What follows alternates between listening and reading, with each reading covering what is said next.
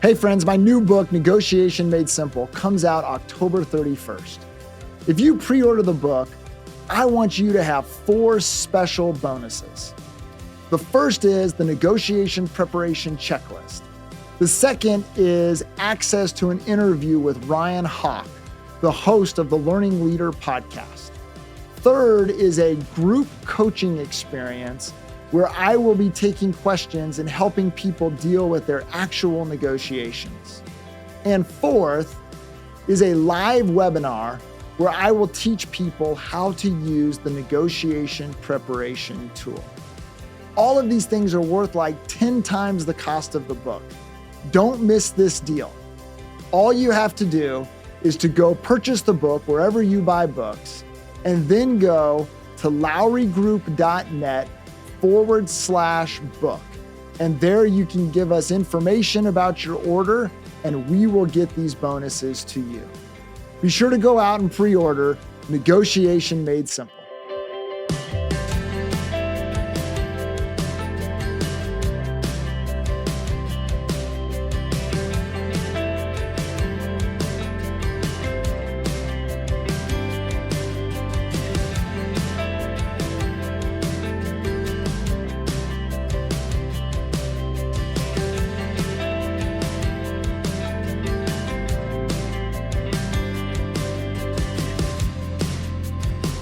Hey everyone, welcome to Negotiation Made Simple, where we help you master the art of negotiation and win your next deal.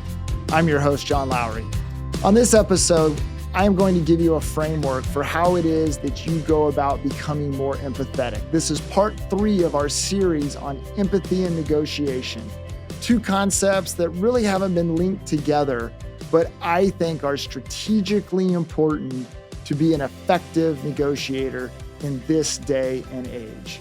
And so in this episode, I'll lay out a very simple framework that anyone, regardless of who you are, can become more empathetic, especially in your negotiations. And I'll also answer a question from the audience at the end, so be sure to listen to the end. It's a great question, and I'm excited to provide some insights on it. Let's jump into this episode of Negotiation Made Simple. Let's talk about a very simple framework for empathy.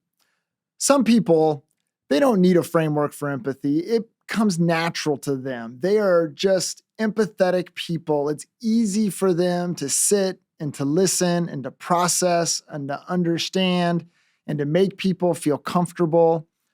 But for the rest of us, people like me, it requires some intentional thought. It requires monitoring our behavior, so we create the environment to where we too can take advantage of the benefits that come with being very empathetic. And so what I'd like to offer you is a 4-step approach, a framework in which you too can become much more empathetic. The first thing is you've heard the saying that God gave us 2 ears and 1 mouth, and that we should use them in proportion. Well, this is the first step to empathy, is to really listen. And there's probably a lot of wisdom in that funny little saying. It's probably important that we spend more time listening than we do talking. Now, for some of us, that can be really hard because we love to talk. But when it comes to being empathetic, listening is the key. And listening is not something that we just do with our ears. Listening is something that we do very actively. And so as we think about listening, it's important that we send signals to the other side or the other person that we care about what they're saying, that we honor their perspective, even if we totally disagree with it. It's really important that we at least honor and recognize how it is that they could see the issue that particular way, or how it is that they could value the thing that perhaps you value very differently. And so by honoring it, what we do is we begin to create an environment to where it's easy for us to work together. And then it becomes easy for us to think creatively together about how we honor their interest and what's driving them, while at the same time honoring ours. So this leads to kind of the second step of the framework, which is to recognize empathy as a critical negotiation skill. Empathy is not just something we do because we want to be nice people, but empathy is strategic. It's really, really important to understand before we seek to be understood. And by understanding what that allows us to do and why that's so important is because it helps us solve the right problem. So much time is wasted, so much money is wasted with people solving the wrong problem. And so I've seen it in negotiations countless number of times to where more value is being put on the table, more money is being given, but the problem has nothing to do with money. And so even though there is more value being thrown around, it's not connecting with what's driving the people that are making decisions. And so empathy becomes so critical to identifying the issues, to understanding the perspectives, and then allowing empathy to help reveal a path on how to solve the problem or how to get the deal done. I have a good friend who is a real estate developer, and he's developing a golf course in Mexico. And the piece of land that he is developing this golf course on is absolutely spectacular, surrounded on three sides of the Pacific Ocean with these rocky cliffs and these waves crashing against them. I mean, it is majestic. And yet I love the story about how he acquired this piece of land. There were other real estate developers. In fact, there had been many that had been down to see the landowner and just threw money at the landowner. And the landowner wasn't interested in selling. But my friend, he was a young, didn't really know what he was doing, real estate developer who went down with a very different approach. Instead of just throwing money, instead of just bringing very wealthy investors, what he did was he went down and he got to know the landowner's family. He got to know the landowner personally. He began to understand what the land meant to the landowner and what the landowner was trying to achieve with it. And through that process of empathy, he discovered a path for how he could acquire the land. The landowner revealed to him that that land was the security, the financial security for his family, but that the land was also the legacy that the landowner wanted to leave, not only his family, but the people in his community in Mexico. And so my friend put together a plan to where he wouldn't buy the land. In fact, the land would be donated to a project that would involve developing this land into one of the most spectacular golf courses in North America. And with that would come the financial security that his family was looking for, but also this incredible legacy in terms of this landowner having the vision to turn this piece of property into something that would be special and would be enjoyed by generations for years and years to come. So how is it that this young, hotshot, didn't know what he was doing landowner figured out how to unlock the key to that land in a way that much more experienced, much more wealthy, much more resourceful people couldn't do? Well, the key was empathy. He understood how to connect. And as a result of that connection and what he learned through that connection, he got the deal done. Now, the third piece of the framework is you have to put yourself in the shoes of the other person. And you've got to be very intentional about this. You've got to work hard to see the world as they see the world. Even again, if you don't like it or you totally disagree with it, it's really important to understand how it is that they are making a decision.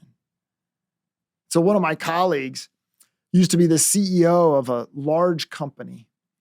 If I said the name of it, you would know it in a heartbeat. Many of you are probably customers of this company. And he would have his vice presidents and his cabinet, and every day they would have a weekly operations meeting, and he would get these glowing reports about how everything within the company was great. And yet the vice presidents, they wanted to look good, right? And so when it came to their particular unit or their division, they had wonderful things to report. But the CEO, he wanted to know more. He wanted to know at a deeper level what was happening with the employees and with the customers of that particular company. And so he dedicated himself to spending a day a month on a truck, going into people's homes and providing the services that this company provides. And he would go into homes and he would listen to customers and he would ask questions about how long it took for the customers to get a technician out and how long they had to wait on hold as they were making the telephone call to try to get the appointment scheduled. And he would learn all about this and he would hear the frustrations of the customers. And as he would talk to the employees would tell him, this doesn't work. We have to do this process and it slows us down dramatically. And if we could just avoid that, we probably could get to 1 or 2 more calls a day. And he began hearing these things and realizing that maybe things weren't as rosy as his vice presidents were telling him. And as a result of that, of putting himself in the shoes of his technicians, putting himself in the shoes of his customers, he was able to better understand how to create maximum operational efficiency and performance for his company. And so putting yourself in the shoes of the other person, taking the time to do that, that's really critical in terms of being more empathetic. And then finally, it's understanding that empathy is all about building a path to influence. So I was always amazed when I was in the fundraising business and I was raising money for a university. I was always amazed at who it was that was successful at raising money. Now, there was kind of the quintessential development person, this person that was very good with people, very quick on his or her feet in terms of being able to respond to questions and overcome objections, someone who could passionately share the vision or tell the story of the institution or the project that they're raising money for. Those people were very successful. But sometimes even more successful was the person who was just really authentic. They may not be as articulate. They may not be as quick on their feet in terms of being able to respond to some things that may be difficult or challenging. They may not have the same level of vision in terms of being able to paint that picture for a donor. But these people were very successful. And the reason that they were successful is because they listened and they were empathetic. And they realized that for many donors, a major gift to a university was really not about the university. It was really about something the donor had in his or her heart, something they were trying to solve for in their own life, and they were using the university to try to solve for it because the university had the opportunity to reach lots of people. The university had the opportunity to shape the lives of young people who needed a chance. The university had an opportunity to open the doors to new career paths for people. The university had the ability to do all of these things. And so these people were trying to solve something, but they were trying to solve it through the university. And these development people were so powerful because they listened, because they let the donor story become the focal point.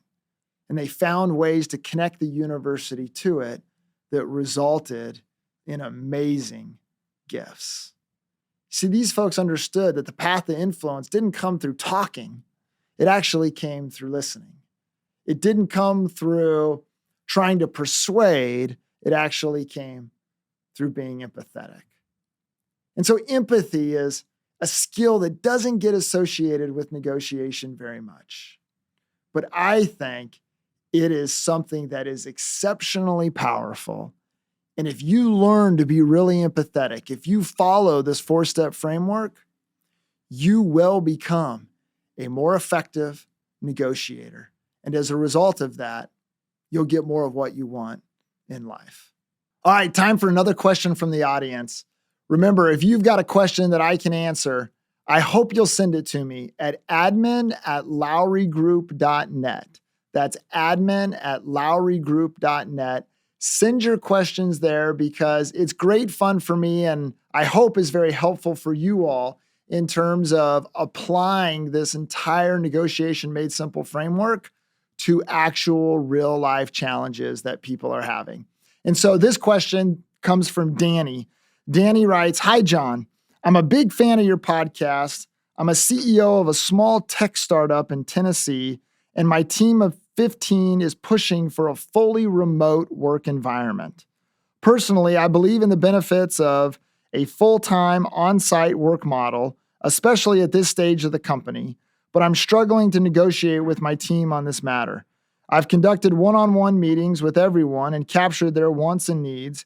How can I effectively communicate my concerns and find a solution that is both beneficial for me and for my team, as well as the company?" So great question, Danny. This is kind of a classic moment in business right now in terms of thinking about the hybrid work environment. And it's definitely something that is being negotiated, right, between employees and managers. And it's a real challenge for a lot of companies where everyone went remote during COVID. Now, a lot of companies are kind of in this hybrid state, and yet productivity for some is going up, for some it's going down. And as a result of that, managers and leaders are having to do what they need to do in order to move the company forward. Yet employees are not wanting to come back. They want to protect that flexibility, my employees included. And so I'm very empathetic to you, Danny, in terms of the challenge that you're having. And let me see if I can offer a couple of ideas that may be helpful to you. First off, what you did to kick this off is the right thing to do. And that is just spend some time listening to people, trying to really understand what is it about working at home? What is it about the flexibility that is so helpful to them, but also helps them contribute more to the company and be a better employee? And in some cases, you'll learn that there really is benefits to allowing people to work from home. So for example, one of my employees told me as we were having this conversation that they actually get more done at home because there's less disruptions, less distractions when they come in the office, and they get to actually work on their agenda of what they need to get done as opposed to everyone else's agenda when they're asking them to help on things. And so there are some benefits there, and it's important to understand that. But let's be honest, there's also some people that are just taking advantage of it. And I think it's important to kind of understand and identify who those people are too, to where they're not as productive. And you're seeing that in people's numbers, but they're very interested in working from home. And yet just the numbers suggest that perhaps they're not being productive at home. And so that may require a bit of a different response. But step one is listening. Step one is understanding kind of how it is that they're approaching the problem and their perspective. And then you've got to get to the point to where you start to come up with ideas. And I would encourage you to do that in collaboration with the team. And so instead of you as the manager or the leader, I guess you're the CEO, just saying, okay, we're going to do this now and we're going to try this for a while. You may get resistance to that, but to softly kind of explore that. And with your team and with your influential leaders, say, what if we tried this? What do you think people will think? To where when you introduce that new work model, whatever it is, you haven't done it just simply yourself, but you've done it with a team of people to where now it's the entire organization that's trying this, not the CEO placing it upon them. And then do it in such a way to where it really is, it's a prototype that you're going to test. And so you're going to be wide open to evaluating this work model and whether or not it has value. And if it does, then you might stick with it. If it doesn't, then you're going to keep refining. And then be really clear with people about what the criteria is for evaluating it. So, because metrics will drive behavior. And so if you tell people, here is the productivity metrics that are really, really important in terms of making sure that the company is extracting the value it needs out of its employees, then if I'm an employee, I'll want to make sure to hit those numbers because I know that hitting those numbers is my path to retaining the flexibility that is so important. And so being very, very clear about the criteria that will be used to evaluate whatever the working model is, I think is important. And then being open to changing if it's not working, to where people won't feel trapped, because when they feel trapped, they're more inclined to leave or do something more dramatic. But if they know that it's open in terms of being willing to reconsider it in 6 months or a year, whatever the appropriate time period is, people won't feel like they need to go find another place to work. There will be hope that if this isn't working for them, that there's opportunities to change. And so with each step of this process, it is a negotiation to where you're going to put out ideas and test them. They're going to come back with ideas and test those. And if you do it together, you're more likely to get through it without the work environment becoming a point of conflict or a point of consternation or something that degrades the health of the team. At the end of the day, it's also important to help people understand that we all want the same thing. We all want to deliver great value. We want the business to perform really, really well. And we want to do so in a way to where we also have a high quality of life. And so you'll have to continue to anchor the conversation in those things, the things that everyone shares in terms of the values and goals and their own personal ambitions and things like that. If you anchor it in that, then there will be more room to test and more opportunities for people to be flexible around this or around that. So there's a little approach in terms of how to negotiate your way through a conversation like you're having with your employees about the hybrid work environment. So great question, Danny. Thank you so much for sending it. And again, if you're listening and you have a question like Danny's, please send it to me, admin@lowrygroup.net. So this concludes this conversation about empathy and negotiation. These two concepts that haven't been linked closely together in the past, but I think are critically important in terms of moving forward to generate success. In this world today, it's really important that we understand the needs of the people that we're dealing with, whether it's our customers or employees or family members or friends. And then I think the companies that are going to win and the people that are going to win are the people that understand those needs and then get really creative and build upon them to create great solutions. Those will make the best employers. Those will make the best vendors. Those will make the best partners. And if you want to be that, it's not that hard. You just need to be a little more empathetic and think a little bit more creatively about how to respond to people's needs.